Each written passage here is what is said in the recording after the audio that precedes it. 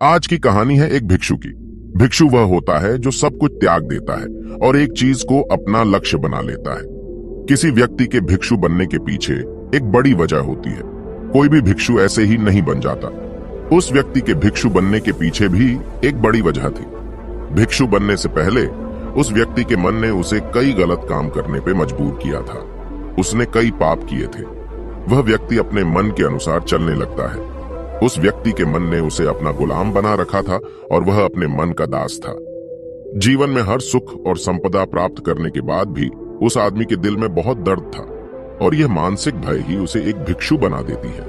भिक्षु बनने के बाद व्यक्ति संसारिक पीड़ा से मुक्त हो जाता है, जंगल में रहने जाता है, अलग अलग प्रकार की ध्यान और अभ्यास करता है, भिक्षा से भिख मांगकर खाना खाता है और फिर अकेलापन और शांति से ध्यान करता है। लेकिन फिर भी उस व्यक्ति का मन शांत नहीं है। वह बेचैन और परेशान होकर रहता है। यहाँ एक बात समझनी चाहिए, जैसा कि हम सभी जानते हैं, ध्यान किसी भी आध्यात्मिक यात्रा या आत्म सुधार की शुरुआती चरण होता है। इसे शुरू किया जाता है जब आपका मन शांत हो, जब हमारा मन हमारी बात सुनता है। लेकिन उस भिक्षु का मन न तो शांत है और न ही उसकी बात सुन रहा है। उस भिक्षु के मन में एक बात बैठ गई थी कि मन को नियंत्रित करना असंभव है। लेकिन फिर एक दिन उस भिक्षु एक व्यक्ति से मिलता है जो न तो भिक्षु है और न ही एक बुद्धिमान व्यक्ति है। वह एक साधारण सा चरवाहा था जो भेड़ बकरियों को चराता था। उसका नाम गोपाल था, जो जंगल में भेड़ बकरियों को चराने में लगा था। गोपाल उससे पूछता है, क्या मैं आपकी मदद कर सकता हूँ? आप बहुत चिंतित दिख रहे हैं। पिछले कई दिनों से देख रहा हूँ कि आप बहुत बेचैन हैं। अगर आप चाहें तो मैं आपकी मदद कर सकता हूँ। भिक्षु ने गोपाल की बात सुनते ही हंसते हुए कहा, भला तुम मेरी मदद कैसे कर सकते हो? तुम संसारी हो और तुम मोह माया और संसार से जुड़े हुए हो। मैंने सब कुछ छोड़ दिया और जंगल में आया, फिर भी मेरा मन मेरे वश में नहीं है। गोपाल कहता है कि हाँ, मैं तुम्हें सिखा सकता हूँ। मुझे अपने मन को वश में करना आता है। वह चरवाहा कहता है, मन को वश में करने के लिए सभी वस्तुओं का त्याग करने की आवश्यकता नहीं है, ना ही जंगल में आकर रहने की जरूरत है। मन को वश में करने के लिए बस एक चीज को छोड़ना सबसे जरूरी है। वह भिक्षु उस चरवाहे से पूछता है, वह एक चीज क्या है?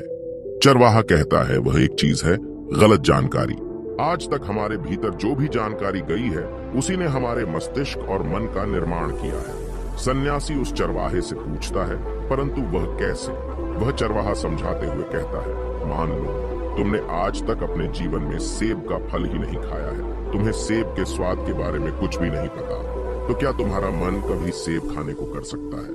नहीं ना। इसीलिए हमारे मन का निर्माण जानकारी से होता है।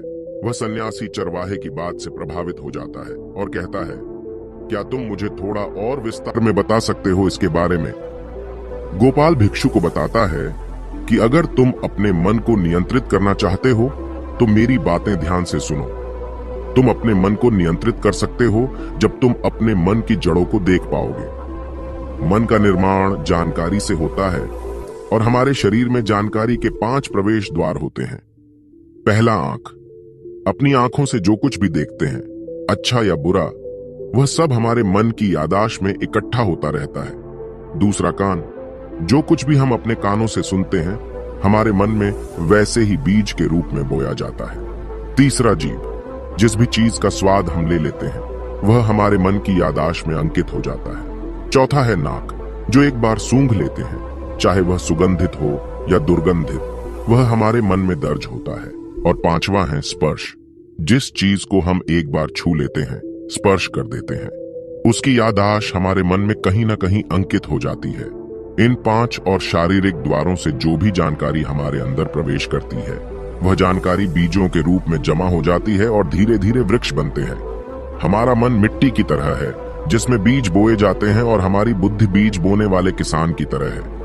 अगर हमारी बुद्धि गलत जानकारी के बीजों को सही जानकारी के बीज समझकर बो देगी और भविष्य में जब वह बीज वृक्ष बनेगा तो भविष्य में वह पेड़ खराब फल देगा।